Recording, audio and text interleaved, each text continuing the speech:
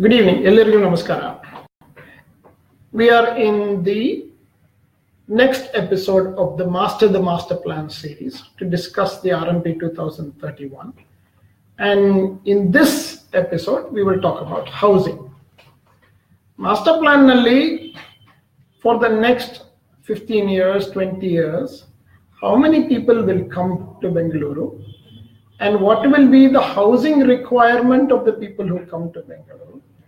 Adana hege provide ಮಾಡೋದು, and how to make it accessible and affordable to large numbers of people. That is the goal of the plan. But fundamentally, we have to understand how to go about this exercise in a way that the goals are actually achieved. There are some foundational problems. So if you see, for example, the master plan has one fundamental weakness. BDA makes the master plan for the planning area that is its jurisdiction, which may be some whatever 1200 square kilometers, 1300 square kilometers, and with some expansion maybe slightly more. But not all of the solutions that are needed in the city can be provided in that area itself. Sometimes what you have to do is imagine the larger region, and in that region, if the solutions are easier to provide, then you have to take advantage of that rather than saying everything has to be done in the planning jurisdiction of BDA itself. The second thing is around BDA, Sutta Mutta planning authorities, what they do is they plan only for themselves. Nelamangaladalli, Hoskotenalli, Ramnagaradalli, they plan as though Bangalore is not nearby.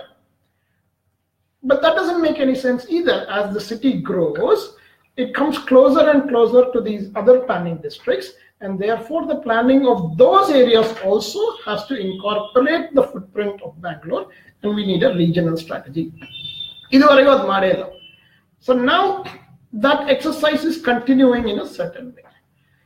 Then the second problem is BDA has historically taken the view that BDA can do certain things, but you as a landowner cannot do. For example, they will say that certain areas are agriculture. Agricultural land nalli mane kattake, by and large, they will not give a high range of permission. The owners alone can build enough property for themselves to live in that area, but housing projects cannot come up. But BDA is allowed to acquire that property from the owner and itself redevelop the land for housing. So this makes no sense. That what the owner himself cannot do, BDA says we can do. And because of this, an arbitration market has come about in which BDA buys low from people who own land and gives the properties and the land to people who pay more for it, but that additional money does not come to the landowners themselves. It remains as middleman type of money that BDA itself has. So we don't actually develop a market. We are trying to develop the market through BDA. And in the process, all the things that BDA struggles with also become part of the struggle that people experience. So now let's look at housing. There are 5 things that need to be done to make housing affordable, accessible, and adequate for all the people that we expect to come to the city. Now, in many other episodes of this series, people have pointed out that BDA's projection of population growth itself is wrong. They are saying in 2031, we will reach a certain population. But if you take the current growth rate of the population, on Divsake 800 jana or maybe 850 people roughly come to Bengaluru. Now, if you take that on an annualized basis, you will get somewhere in the range of 300,000, 330,000 people come to the planning district of, the planning jurisdiction of BDA. Every 3 years, you will add 1 million people, which means that in 15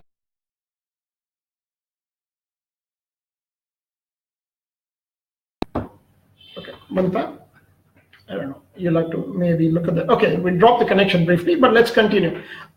In 15 years, you will add roughly 5 million people. But BDA's projection for population growth is vastly higher than that. So it's not clear why BDA's projection for population growth is vastly higher than the current growth rate of the population based on actual data. Where did they get this idea of how many people will come to the city? That is number one. The second thing is the question of how to develop housing. Most of the land for housing, or most of the housing units today in the city, are developed by private developers.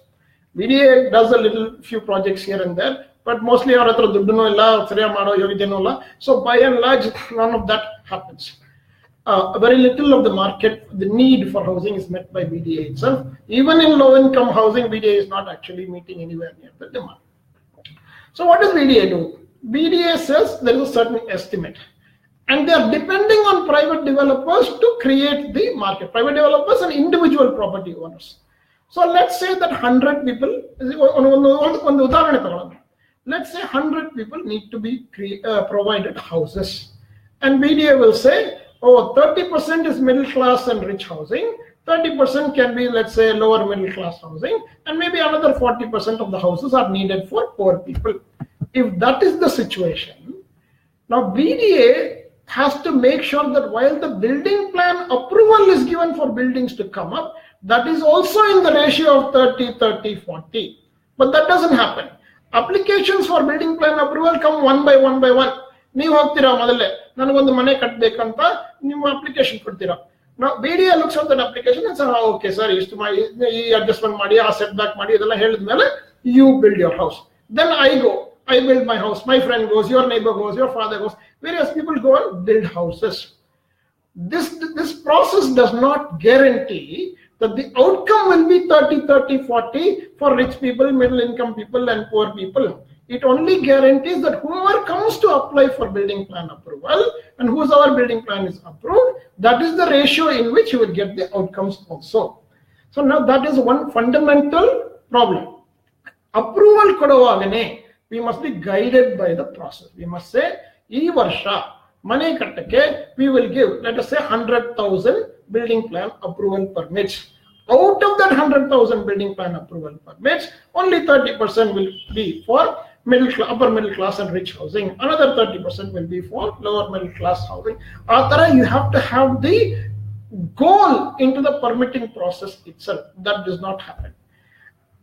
And the second thing also is that a very large amount of land lies in a way, it's developed in a way that is very different to what BDA intended when the application is made.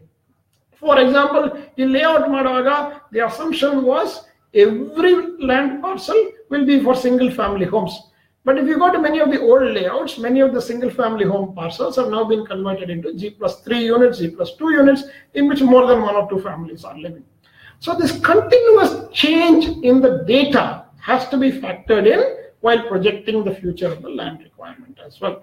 Now these processes are not at all in place. Our estimation of the data is poor, our processes for directing the outcome is poor, and our capacity to actually make sure that there is some kind of a procedural intervention at each level. If it starts to go wrong, how do you intervene in that process and make it right? So this is the reality of administration.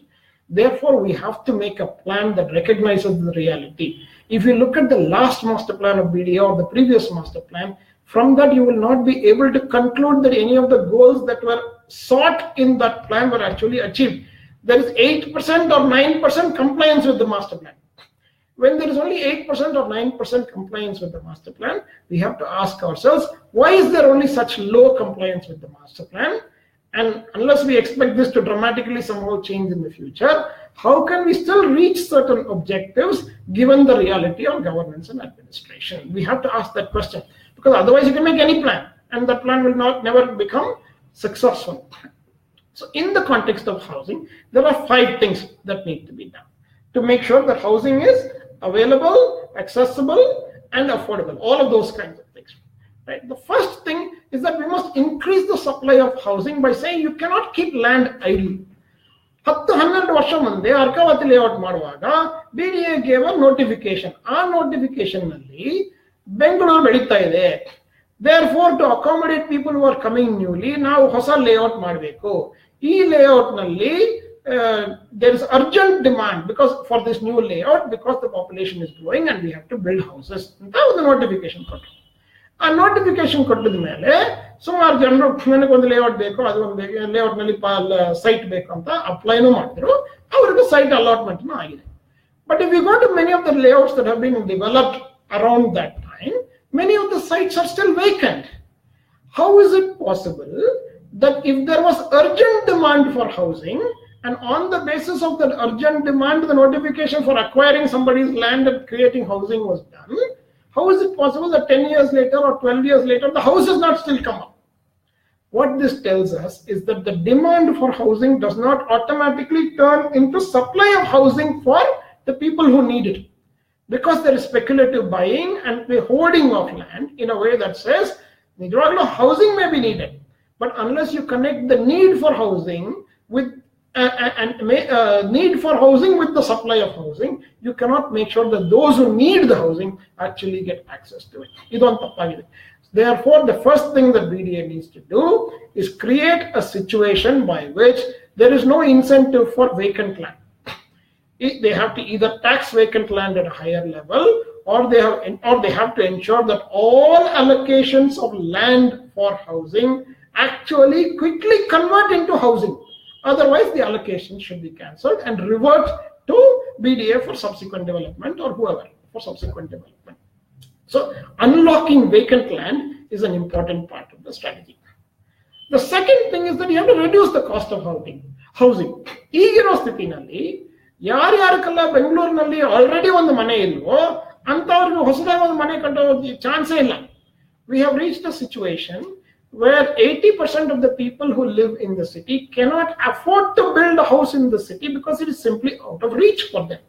And the single largest reason for this is the cost of land. In the cost of housing, the single biggest component is the cost of land itself.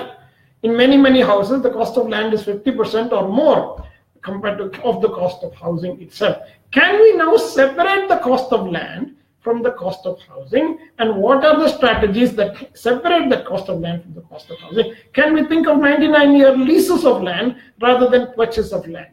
Can we think of land for land that is used in multiply zoned ways so that housing becomes possible as one of many uses? So we have to create a situation in which land cost is not a significant part of the housing cost. This is the second thing that needs to be done. The third thing that needs to be done is that the property data and the home ownership data has to be complete and correct. There are some indications, some recent studies said that only 24% of the taxable properties in the city are actually in the property tax register. We can't have situations like that. And also now, the ಹೊಸದಾಗಿ ಒಂದು ಮನೆ ತಗೊಳ್ಳುವಾಗ ಇದು ನಿಜವಾಗ್ಲೂ who owns this property, who owns this site, who has the right to develop the site and convert it into housing, and on that basis, can I reliably buy this?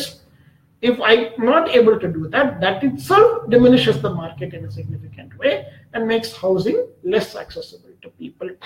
Therefore, without a strong register of data, that is, we should have a continuous data set from the survey map to the development plan, to the actual property construction approval and no objection certificates and occupancy certificates, to the property record and subsequent payment of taxes on the property record and transfer of property to any subsequent owners. All of these things should be part of one integrated data set so that at any level people can figure out how to access the correct portion of the data they want and reliably know who owns which property, who has the right to sell which property, and what is the level of accuracy in my confidence about buying these assets. The fourth thing is to focus on rental housing. Now we have a very peculiar situation in the city. Houses and flats that cost a very large amount of money to buy and are out of reach of many people, but some of those people can afford to rent those houses, which is kind of unusual. What that tells you is that there is a lot of speculative value in land. Because the value of the land has been artificially raised through speculation, that creates one kind of market for buying and selling. But the market for renting cannot tolerate that kind of speculation. So the market for renting is often more commonsensical than the market for buying and selling. Typically, a house that costs 1 crore rupees and would be out of reach for a middle income family can sometimes still be rented for 25 or 35,000 rupees, which is quite affordable for a double income working family. So essentially what this tells us is that we have to create a very large supply of rental housing as well. You go to any large metropolitan area anywhere in the world and you will find that there are many communities that are rental only. In many of those communities, the quality of housing is very similar to the quality of housing in owned communities, but accessible at much lower cost to people than if they have to buy them themselves. And also a lot of people that come to the city may come here to work for 2 years, 4 years, 5 years. So you cannot expect each one of them to acquire properties in order to access a good quality of life. A good supply of high quality rental housing or rental housing at different levels of the economy allows people to access the kind of housing that they want without having to buy it. In this, there is one other problem. Property tax. The stamp duty on property tax is not vatable. So let's say that you buy a certain property for a certain value, and then adake you stamp duty kattira. Now, after a few years, if you try to sell that property, the buyer of that property has to pay the stamp duty for the entire value of the property, not just the difference between your buying price and his buying price. So stamp duty is not vatable. Again and again and again, people therefore are only willing to sell their property if the appreciation in the value of the property is greater than is enough to cover 2 times the payment of the stamp duty. Now this artificially depresses the supply of housing by saying I would rather not sell it because I'm not getting the price that I'm getting. For people that don't have houses, this depresses the availability of land itself, of housing as well as land. So stamp duty, in my opinion, need not be the way it is. It can easily be made vatable.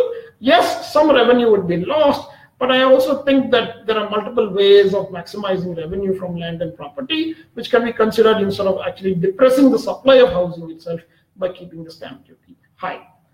Then the last thing to look at it is whether the housing supply that we are creating is adequate. And we are today in the master plan, it says there is a shortfall of 3 lakh housing units. And the estimated shortfall, even after some 15 years, they are saying it's not likely to be more than 3 to 5 lakh housing units. I don't think we can reliably make this claim. The shortfall in housing units should not be looked at in the way that we're thinking about it. I first of all don't believe that if the city grows to a population of 20 or 22 or 25 million people, that all of those 25 million people will be living in the BDA jurisdiction itself and nobody will be living outside that jurisdiction. That is very unlikely. If we get to a population of 20-25 million people, you can be sure that another 8 to 10 million people are living outside BDA jurisdiction in the greater BMRDA region also. So we have to be able to take the total picture into consideration while deciding what is adequate. Now Solurnalli, Bidadinalli, and in a few other places around the city, what we are trying to create these satellite townships for Bengaluru. ಈಗಲೂ Kempegowda layout ಮಾಡ್ತಾ ಇದ್ವಿ, Shivaram Karanth layout ಮಾಡಬೇಕಂತ ಒಂದು ಯೋಜನೆ ಇದೆ. So there are these plans to develop large scale housing enclaves around the city. But in some cases notification ಮಾಡಿ ಸುಮಾರು ವರ್ಷಗಳಾಗಿದೆ, but ಆದ್ರೂ the development of the satellite township itself has not begun. For people who are landholders in those areas, they can neither sell the land they neither sell or develop the property because the BDA, BMRDA, everybody is telling them, illa sir, illondu satellite township barutte, adu baro tanka ನೀವು ಏನು ಹೊಸದಾಗಿ ಮಾಡಕ್ಕಾಗಲ್ಲ. But the satellite township is also not coming. So you have a situation in which the planned activity is not happening, but the proposed activity of the individual landowners is also not allowed to happen. So this needlessly creates a black market. 5 ವರ್ಷ 6 ವರ್ಷ 10 ವರ್ಷ ನೀವೇನು ಮಾಡಂಗಿಲ್ಲ ಅಂತ ಹೇಳಿದ್ರೆ, the people will not wait. They don't have the luxury. They need their money for their families. They need to develop housing for their needs. All of these things will combine to create a situation in which, with or without permission, they will do it. Therefore, when we make a plan, it is important that we follow through on the plan and deliver the outcomes that are sought by the plan. If the outcomes do not begin to arrive through the plan, people will seek those same outcomes without the plan and start doing the things that they need to to make their outcomes happen. So broadly, these 5 things we need to do. Unlock vacant land to increase the supply of housing. Separate the cost of land from the cost of housing, and that will make housing a lot more affordable to people. Property data and accurate property data that is reliable, does not lead to litigation, does not lead to risk, does not lead to fear of buying the wrong thing, is important to create a healthy market, and that will improve, that will reduce the risk elements related to buying and selling property. There has to be an adequate supply of housing based on actual numbers of people that want it in different places.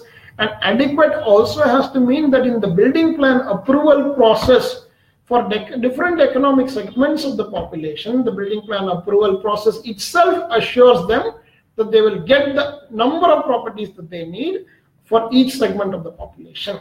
Builder band. So if you look at the master plan, the proposal for EWS, economically weaker section, for economically weaker section, the plan to create housing is, if somebody who is not economically weak comes and says, I want to build 100 houses, BDA will tell them, out of this 115 houses have to be for the poor. This is a very weak strategy. What happens if the builder doesn't come and says, I want to build 100? Then what about the 15 people for whom you are trying to find the houses? So you have to ask the question, if I expect the market to be served in a certain way, and if that does not happen, how will I meet the promises that I make to certain segments of the population? And one more thing, we are seeing in some cases, BDA's idea, or any development authority in this country, its idea of economically weaker section is to say, they will go and say 400 square feet, 350 square feet, 500 square feet. You have to create small houses. Small houses are not necessarily economically weaker section houses, because in many cases we are seeing that even small houses are bought by professionally employed people early in their careers. If he wants to buy, he may say, saving money, I will buy this thing. But to buy a small house, I can do that in my first year of employment itself, second year of employment itself. Small does not necessarily mean that it is for the poor. Sometimes it can be for the well-off people early in their careers, and then they will subsequently trade up to a higher quality house or a larger house or anything like that. So we have a problem of how we create the adequate supply itself. And BDA should not be developed depending on private property developers to come and apportion some of their land. So in some cases, I've even seen, but then he will make it centrally air conditioned. And therefore, the cost of that chikka flat will still be a very high compared to what it might otherwise be. And it will still be affordable only for higher income people. Small is not necessarily for poor. The second, in that same thing, we also have to understand that there is a tendency sometimes to say, because the cost of land is an important part of the cost of housing, the only places where we can provide cheap housing for the poor is far away from the city where the cost of land is low. This will inevitably lead to segregation of people. That it will lead to rich people living in some areas and poor people living in other areas, and this is an undesirable effect of the strategy itself for housing. We should avoid these kinds of strategies. And the last thing is to create a strong focus on rental housing. In my opinion, at least 15% of the building plan approvals that are given for community housing, that is builder developed housing, 100 flats, 200 flats, 400 flats, at least 15% of the plans that are approved for those has to be for rental housing, and that will put a lid on how much property prices go up, and that will make housing far more accessible in every area of the geography. But idikalla meri, I want to go back to the point that I raised in the beginning. The fundamental weakness in BDA's approach to planning is that it assumes that all of the outcomes have to be achieved in the BDA planning jurisdiction itself. But sometimes these things are much easier to achieve outside. Low cost housing can be created outside BDA and made much more accessible to people if we had high-speed connectivity, train connectivity, for example, from the satellite town, from the nearby towns to Bengaluru. That is a much more achievable strategy. It's a much cheaper strategy also. But because we have all these different planning authorities, say BDA on the Martare, Nelamangaladalli on the Hoskotel only, Ramnagaradalli on the, all these different plans, ondondu yojane madida mele, there is no coherence between all of these things. Ideally, the master planning is an exercise that should not be done by BDA at all. In fact, Samvidhanathanalli, it is very clear that master planning of the region should be done by the Bengaluru Metropolitan Regional Development Authority and not by the BDA. And if the BMRDA did all of the master planning, we would be able to look at the total picture of the region and create the kind of housing that, not only housing, water supply, energy, mobility, all of the solutions that we need to create, we must think of it at the regional level. And it is only at that scale that we can find both the money and the space to be able to achieve all of the goals of the master plan. The sooner we get away from very localized planning and start thinking about regional planning, the higher the quality of the plans will be, and more likely that the objectives of the plan will actually be achieved. Housing is a very important area. Now, many other problems are caused by housing. Traffic, for example. Traffic happens because people cannot afford to live in many parts of the city. They are forced to live outside the city and commute. If we had got the housing plan correct, there may not be as much traffic problem in the city. Therefore, imagining how people live is an important part of being able to solve many other problems beyond their living itself. These things need to be included in the strategy for housing, and merely projecting the numbers that are needed and counting on the private sector market itself to provide a portion of its land development for EWS housing will not work. We have already seen in the last master plan that 90% of the master plan did not work. And we are continuing the same approach, and most likely we'll get to the same outcome. Without these revisions that focus on land, cost of land, affordability, accessibility, and adequacy of housing, we cannot make progress. And I hope BDA will consider these things in its redrafting of the plan going forward. Even better would be for BDA to start doing this exercise and for the government to entrust BMRDA to do it, because at the BMRDA scale, many of these things are much more achievable than they are at the BDA scale. Thank you.